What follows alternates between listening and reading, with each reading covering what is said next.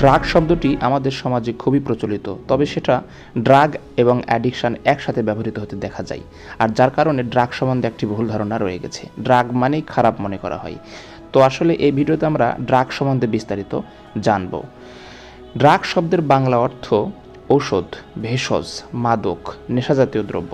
তবে কোনো অসুখের জন্য যখন ড্রাগ গ্রহণ করা হয় তখন সেটা ঔষধ বা ভেষজ হিসেবেই গ্রহণ করা হয়, কিন্তু নেশার জন্য গ্রহণ করা হলে কোনো ঔষধ সেটা তখন ড্রাগ এবং সেটা নেশা জাতীয় দ্রব্যে পরিণত হয়। সুতরাং এটার দুইটা মিনিং আলাদা আলাদা।